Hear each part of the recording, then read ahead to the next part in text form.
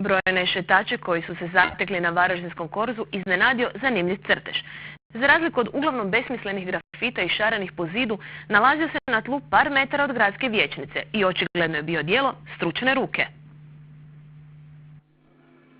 U zapadnim zemljama Europe već odavno popularan likovni žanr oslikavanje pločnika i ostalih asfaltiranih površina, takozvani street painting, ovog je vikenda, zahvaljujući mladom varaždinskom likovnom umjetniku Tomislavu Saboliću, predstavljen i varaždinskoj javnosti. Već od jutarnjih sati na varaždinskom korzu neumorni umjetnik, bez obzira na visoke temperature, ogradivši svoj prostor oslikavanja nekoliko metara od gradske vijećnice, privlačio pozornost slučajnih prolaznika, koji su imali jedinstvenu priliku gledati kako polako, ali sigurno pod njegovim spretnim prstima, nastaje minijatura poznate Michelangelove slike Stvaranje Adama, koja se nalazi u Sikstinskoj kapeli u Rimu. Radi se o 3D crtačima ili street painting stilu. To je specifičan način umjetničkog izražavanja koje u povojima u Hrvatskoj. Pa bojim se reći da je grad Varaždin prvi koji bude predstavio 3D crtača u Hrvatskoj. Mislim da nas nema ili sam jedini, to je mala pohvala. Vani je to u većim europskim gradovima i u svijetu dio sastavne kulture grada, države i tako dalje. O čemu se radi? Znači sama riječ street painting, znači neke se oslikava, znači ulice se oslikavaju.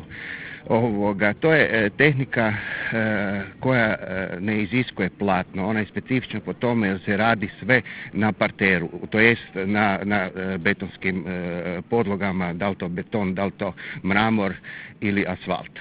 Radi se različitim materijalima, ali najbolji materijal za to se koristi i je suhi pastel. Postoji, nažalost, i negativna strana street paintinga. Naime, kako se radi sa suhim pastelama koje nisu otporne na vodu, samo umjetničko djelo ima rok trajanja, koje uglavnom ističe kad padne kiša. Stoga je preporučljivo što je god moguće brže uživati u ovom po mnogo čemu specifičnom likovnom smjeru. Specifičnog samog street paintinga, 3D paintinga, hoću reći, je ta sljedeća, znači idemo u treću dimenziju, znači ljudima predočavamo da ta slika uđe u ljude ili je udaljena. Pa tako, rade se različiti motivi, evo počeo sam raditi motiv, znači poznat Michelangelov Sikstinsku kapelu, znači onaj dodir zraka, u stvari neba i zemlje, smrti i života. Koliko će vremena trebati? Pa sve zavisi od slike do slike.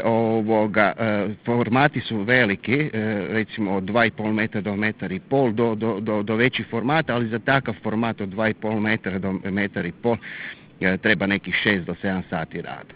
Iako je kiša već izbrisala Stvaranje Adama, Tomislav Sabolić će stvarati dalje i to svakog vikenda na istome mjestu, Varaždinskom središnjem trgu, gdje ćete u njegovim dijelima moći uživati jednom tjedno, sve do 31. kolovoza.